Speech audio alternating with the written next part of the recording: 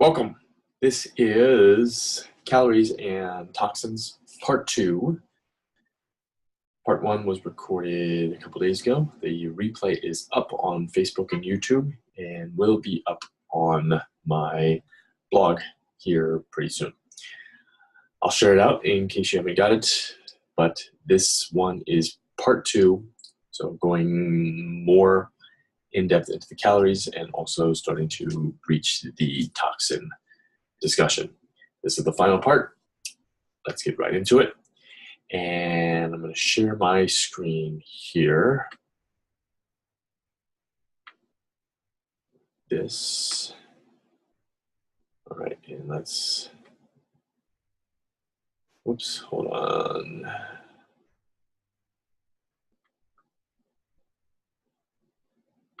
This, nope, we don't want to do that. Show small screen. All right, okay, so there we go.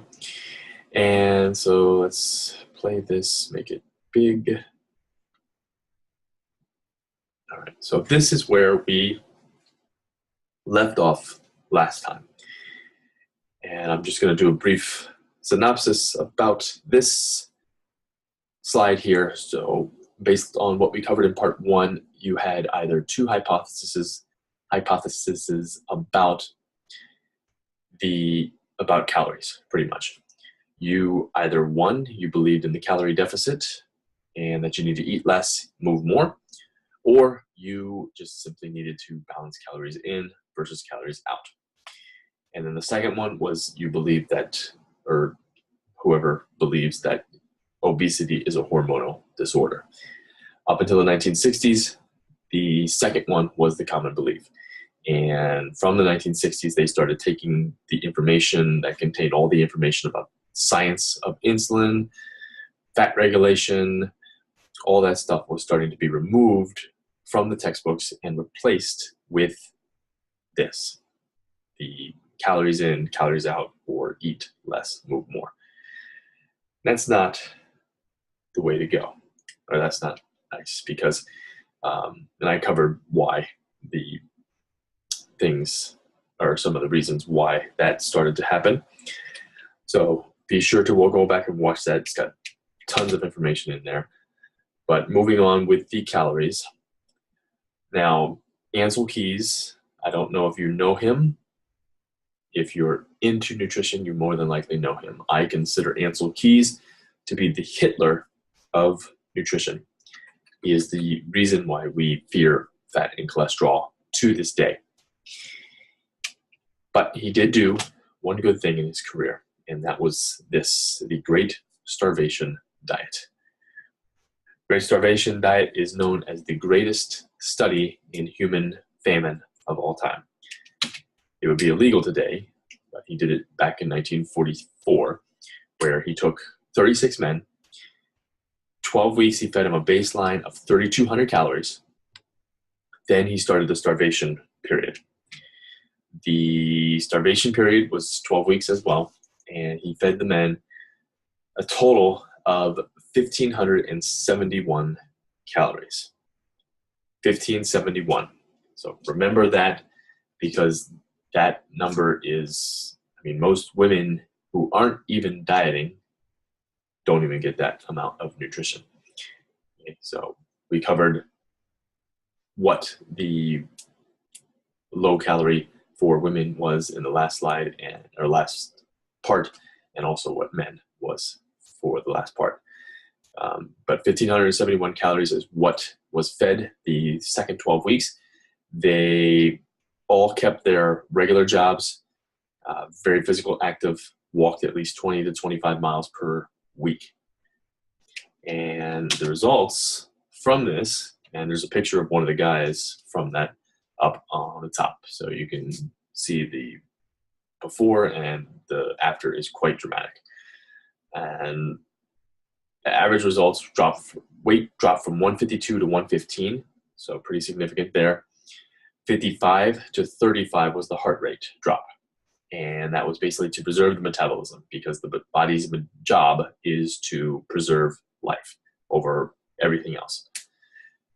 21% average reduction in strength, only one bowel movement per week.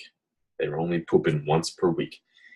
You are supposed to be pooping every single day, minimum 12 inches per day. If less than that, or you're not pooping every day, you are considered to be constipated, and that is bad because that's when toxins are going to start to build up. Pooping, peeing, sweating are just some of our natural detoxification pathways that we use. And if we don't use them every day like we should, then toxins are going to start to build up, which we don't want. They all had mental decline and depression and thoughts of suicide. Some actually attempted it. They all felt cold all the time. None of them felt skinny. They all felt that other people looked fat.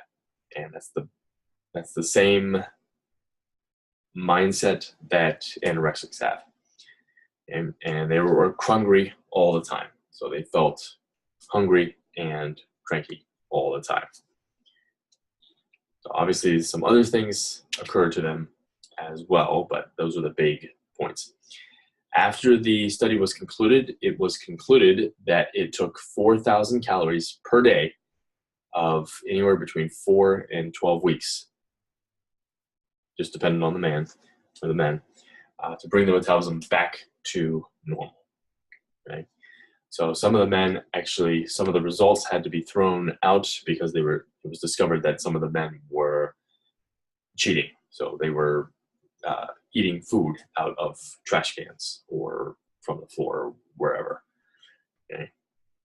So it's serious stuff, food and nutrition. Okay? So just understand, every time that you don't consume, every time you diet, and we never want to diet, or you don't consume enough calories, and it's not about just calories, because as we covered in part 1, there's empty calories and there's calories full of nutrients. So the calories need to be supplied with nutrients in order to help you thrive. But every time you don't do that, you don't consume enough calories, you don't consume enough nutrients, you're dieting all the time, you're basically shutting your metabolism off. You can lose weight. You can lose weight eating ho-hos and Snicker bars and donuts and all the bad stuff, whole wheat bread. Okay? But eventually that weight loss is going to stop. The reason it's going to stop is because the metabolism has adjusted. Okay? You've hit that dreaded plateau.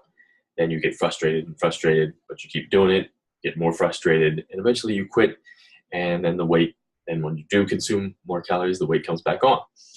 Okay? That's the yo-yo dieting effect. That's why we never, ever want to diet.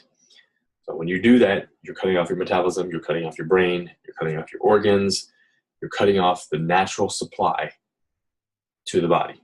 So calories are energy to the body, it's nutrients to the body, it's going to go to the cells that need it and repair those cells or help them thrive. Okay? So what you want is you want a healthy nutrition system or a nutrition program over a diet.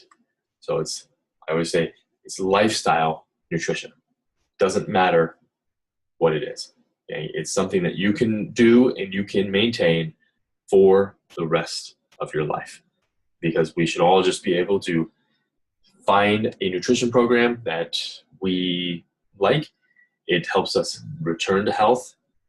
And when we return to health, our body fat, body weight returns back to normal. Then we can just go about the rest of our life living at a healthy weight and not consumed and focused on food and counting calories and all that stuff.